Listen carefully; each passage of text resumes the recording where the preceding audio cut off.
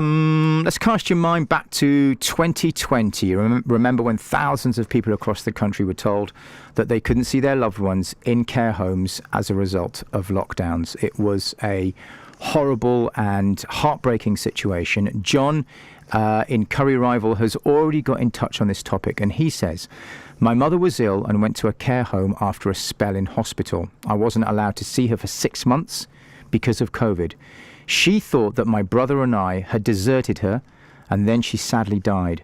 It upsets me that I have no memories of her for the last 6 months of her life." Now a woman from Bath, though, is campaigning for a law to be created which ensures vulnerable care home residents are guaranteed access to at least one person in the event of another pandemic. Hazel Leech lost her mother during the pandemic and earlier this month was in Parliament speaking on this very topic. She joins me right now. Good morning, Hazel. Good morning. Thank you for having me. No, Hazel, it's an absolute pleasure. Thank you for coming on the programme, and we really appreciate it.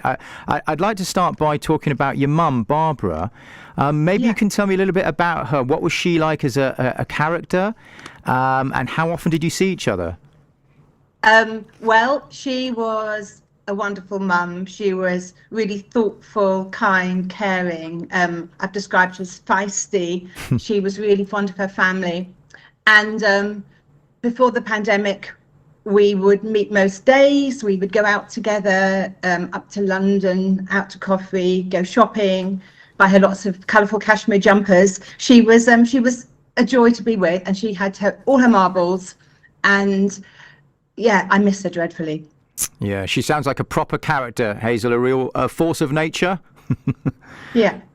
Tell me about the impact that lockdowns then had on her and on you as a family. Okay, so she went into care because she'd had a fall, and we decided that a care home would keep her safe.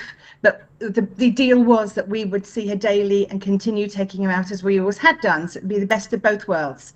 And then lockdown happened, and initially we were quite pleased because we felt she was being kept safe. But it became very clear very early on that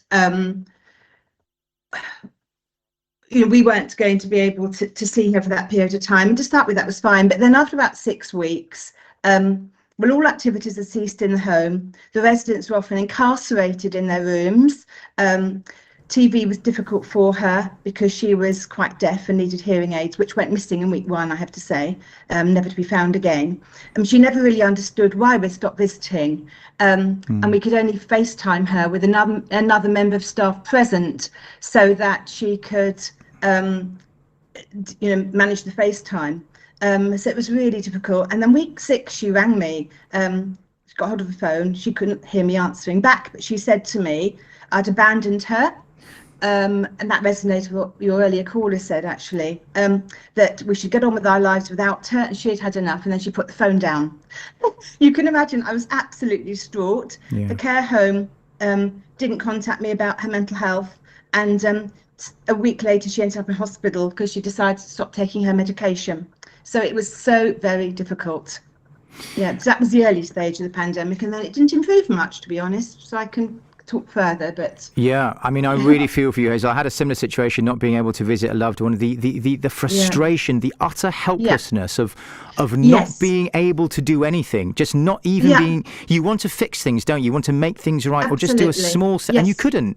Yes, I couldn't, and I mean, I must have been a real annoyance to the care home because I tried every trick in the book. I even offered to volunteer at the care home, and they said yes. I went through all the DBS, and they said, oh yes, you can volunteer at another care home, but not her one. I mean,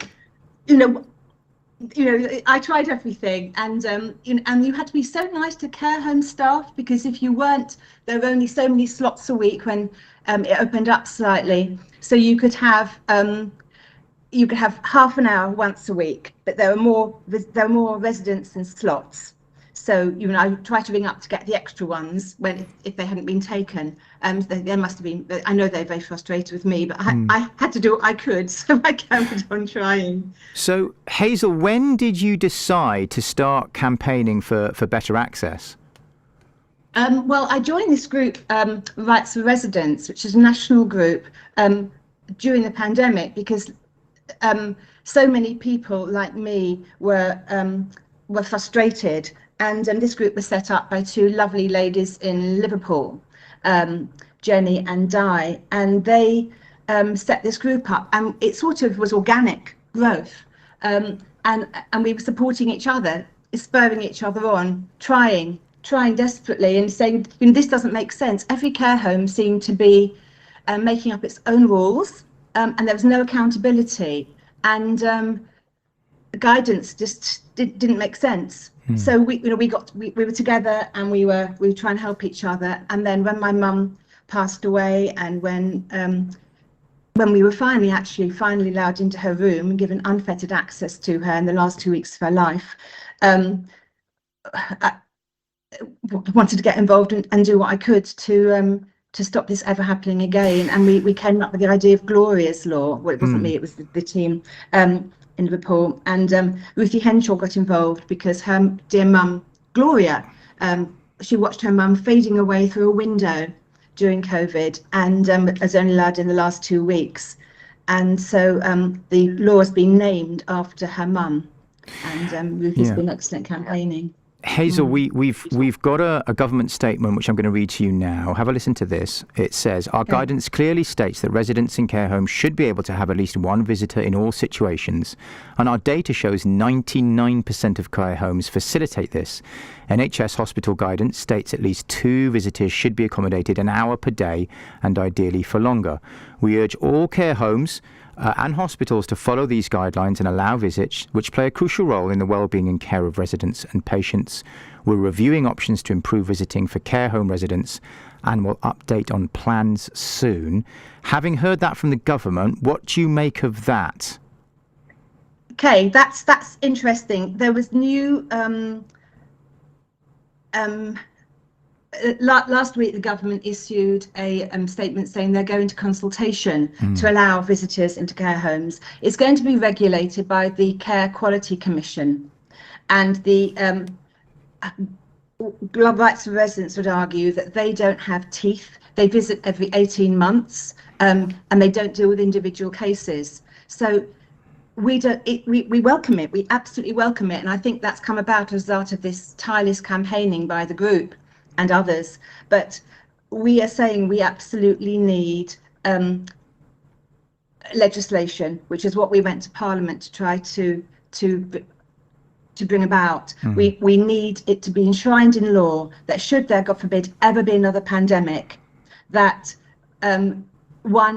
every resident in a care home or hospital, or children were deprived access to their parents. Can you believe how that would be?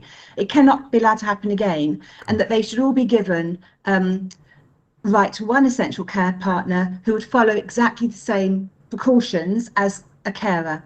And had I been allowed that, I would have gladly followed all the rules, and I'd have helped mum take her medication and kept her mental health up by talking about things that carers don't necessarily know, because they don't know what makes people tick. So we welcome that government statement and the consultation, but we are still pushing for Gloria's Law, and that is what we're asking your listeners today to write to their MP, especially if they're in a Conservative